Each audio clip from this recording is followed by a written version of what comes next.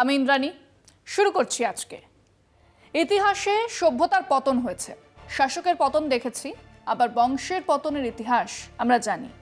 আর আধুনিক কালে জামানার পতন দেখেছি আমরা দেশে দেশে, পৃথিবীর প্রত্যেক প্রান্তে।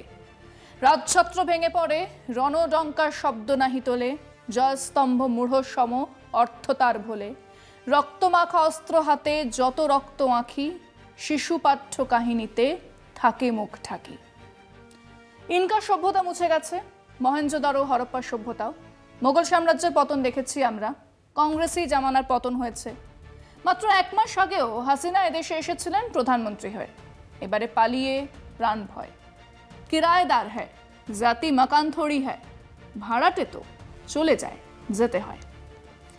সেরকম আজ থেকে ১৩ বছর আগে বাম জামানার পতন হয়েছিল। তার আগে ২০০৬ সপ্তম বাম সরকার এসেছিল বুদ্ধদেব ভট্টাচার্যের নেতৃত্বে।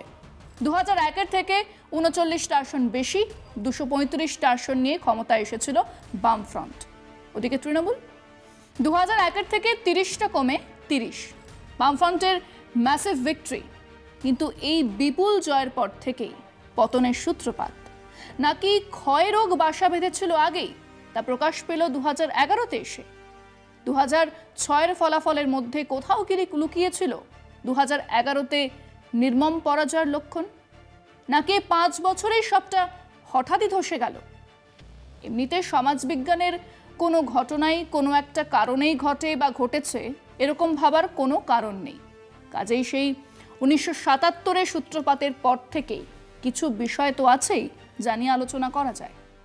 কিন্তু ইমিডিয়েট রিজন, একেবারে যে কারণে তখনই সরকার বা বাম জমানার পতন হলো, তার দায়ে বুদ্ধবাবু এড়াতে পারেন না।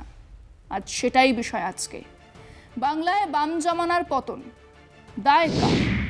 ইতিহাসে সভ্যতা, শাসক বা বংশের পতন নতুন কোনো বিষয় নয়। ৩৪ বছর পর বাম শাসনের পতনও নিশ্চিত হয়ে গিয়েছিল। ১৩ বছর আগে বাম জমানার পতন হয়। ২০০৬ সালে বুদ্ধদেব ভট্টাচার্যের নেতৃত্বে রাজ্যের সপ্তম সরকার গঠন হয়েছিল। ২০০১-এর থেকে ৩৯টা আসন বেশি নিয়ে ২৩৫ আসনে সরকার গঠন করে বামফ্রন্ট। বামফ্রন্টের ম্যাসিভ ভিক্টরিতেই কি ক্ষয়রোগ বাসা বেঁধেছিল? বিপুল জয়ের পরেই পতনে ২০১১-তে। ২০০৬-এর ফলাফলের মধ্যে কোথাও কি লুকিয়েছিল ২০১১-তে নির্মম পরাজয়ের লক্ষণ? নাকি এই ৫ বছরেই সবটা হঠাৎই ধসে গেল? একাধিক প্রশ্ন উকি দিয়েছিল জনমানসে। যিনি ছক কষে রাজনীতি করতে জানতেন না, কিছু ভুল সিদ্ধান্ত আর যাবতীয় পারিপার্শ্বিক কারণ, সংগঠন, জাতীয় রাজনীতিতে দলের ভুল অবস্থানের দায় কার্যত বুদ্ধদেব ভট্টাচার্যকেই নিতে হয়। তবে কি বাম আমলের দীর্ঘ পতনের দায় বুদ্ধদেবেরই? প্রশ্ন ইতিহাসের দরবারে। জ্যোতিবাবু সরে গেলেন ২০০০ সালে, বুদ্ধবাবু মুখ্যমন্ত্রী হলেন। আর প্রথমবার ২০০১-এ মাঠে নেমে ওনার নেতৃত্বেই আবার ক্ষমতায় ফিরল সিপিআইএম, রাজ্যের ক্ষমতায়। ২০০৬ আরো বড় জয়। দলের মধ্যে লোকজনেরা সবে জ্যোতিবাবুকে বাদ দিয়ে বুদ্ধদেবের নেতৃত্বে চলাটা মেনে নিয়েছেন, অভ্যস্ত হয়েছেন। ঠিক সেই সময় থেকেই বোঝা যাচ্ছিল সরকার দলের কোঅর্ডিনেশন থাকছে না। বুদ্ধবাবু দলের ওপরে উঠতে চাইছেন, দল তা হতে দিচ্ছে না। আর তার আগেই মারা গেছেন অনিল বিশ্বাস। ফাটলগুলো জানতেন, বুঝতেন, সেখানে সমস্যা বাড়তে শুরু করলো এবং এক অধৈর্য কল্পনা বিলাসী শিল্পায়নের তত্ত্ব এসে হাজির হলো বুদ্ধদেব ভট্টাচার্যের হাত ধরে। এবং প্রায় সেই সময় জ্যোতি বসু মারা যাচ্ছেন। দেখে গেছেন ২০০৯-এর সাধারণ নির্বাচনে বিরাট হার। সেই ২০০৯ মারা গেছেন সুভাষ চক্রবর্তী। মানে ২০১১-র নির্বাচন যখন এলো তখন অনিল বিশ্বাস নেই, সুভাষ চক্রবর্তী নেই, জ্যোতি বসু নেই, শ্যামল চক্রবর্তী অসুস্থ। ওদিকে জাতীয় রাজনীতিতে সিপিএম-এর হারাকিরি, কংগ্রেস সরকার, ইউপিএ সরকারের ওপর থেকে সমর্থন তুলে নিল তারা। এ রাজ্যে বামেদের দুর্বলতম অবস্থায় প্রতিপক্ষ দুঘরে গিয়ে গেল। তৃণমূল আর কংগ্রেস জোট বাঁধল। স্রেফ অঙ্কের হিসেব বলছে, সেই জোট না হলে ২০১১-তে একটা হাং অ্যাসেম্বলি হবার সম্ভাবনা তো ছিলই। কিন্তু কর্ণের রথের চাকা বসে গেছে, অস্ত্র ভুলে গেছে সে, তার কবজ কেড়ে নেওয়া হয়েছে ছল করেই। বাকি তো ছিল শুধু বান চালানো। কর্ণবধ হলো। বাম সরকারের পতন হয়েছিল, নির্মম পতন। ২৩৫ থেকে ৬২। ক্যাপ্টেন নিজেই বোল্ড আউট। সঙ্গে সঙ্গে দলের মধ্যেই এক অংশ আঙুল তুলেছিলেন বুদ্ধদেবের দিকে। দলের ডান দিক থেকে, বাম দিক থেকে, দুদিক থেকে এসেছিল বিষাক্ত তীর। এক রোমান্টিক মানুষ, সৎ মানুষ, যিনি ছক কষে রাজনীতি করতে জানতেন না, কল্পনা বিলাস তাকে ভুল সিদ্ধান্তের দিকে নিয়ে গেছে, রোমান্টিকতা তাকে বাস্তবতার থেকে দূরে সরিয়েছে, আর যাবতীয় পারিপার্শ্বিক কারণ, সংগঠন, জাতীয় রাজনীতিতে দলের ভুল অবস্থান ইত্যাদির জন্য সরকার পড়ে যাওয়া তার দায় হয়ে উঠেছিল। আমরা সেই প্রশ্নই মানুষের কাছে রেখেছিলাম। 2011-তে বাম সরকারের পতন কি সিপিএম দলের সংগঠন, এলাকায় এলাকায় তাদের গুন্ডামি, মাস্তানি, জাতীয় রাজনীতিতে তাদের ভুল অবস্থানের জন্য হয়েছিল, নাকি বুদ্ধ ভট্টাচার্যই ছিলেন পতনের মূল কারণ? শুনুন মানুষজন কি বলছে। যারা হলদিয়ার নেতৃত্বে বা নন্দীগ্রামের নেতৃত্বে যারা ছিলেন, তারা সেটাকে আরও বেশি করে দেখাতে গিয়ে সেটা জনগণের কাছে সেটা দৃষ্টিকটু হয়েছে এবং জনগণ তার জবাব দিয়েছিল।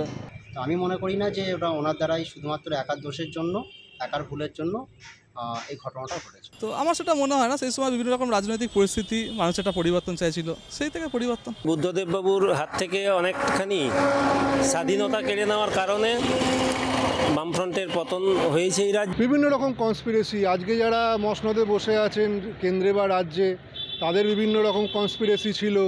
তারপর সিপিএম দলের ইন্টারনাল কিছু কনস্পিরেসি ছিল, সব মিলিয়েই এটা হয়েছে, যেটা রাজ্যবাসী আজকে ভোগ করছে। বুদ্ধদেব ভট্টাচার্যের নেতৃত্বে ছিল, কিন্তু দল তার সর্বোপরি এই কাজটা করেছে আমার মনে হয়। হয়তো বুদ্ধদেব ভট্টাচার্য মনপ্রাণে হয়তো এটা চায় না, আমার ব্যক্তিগত মত।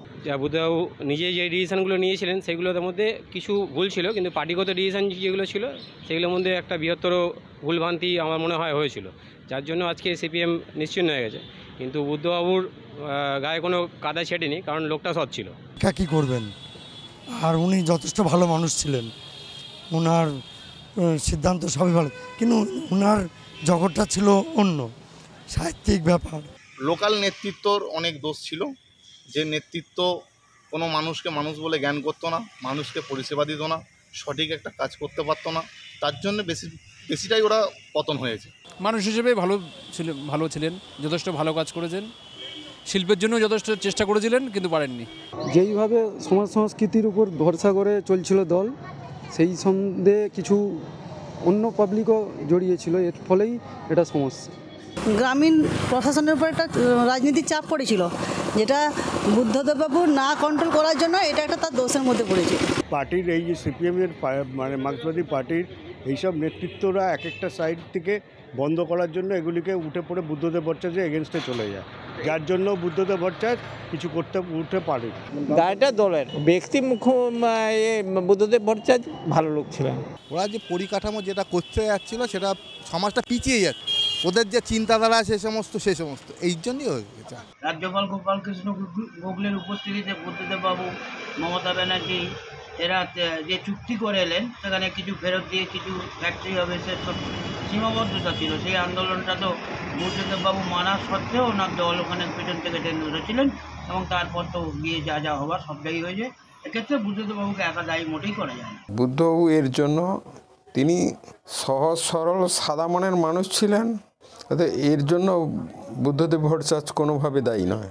এটা পুরো বুদ্ধবাবু তো আর একা তো কাজ করেনি, করেছে বামফ্রন্ট সরকার।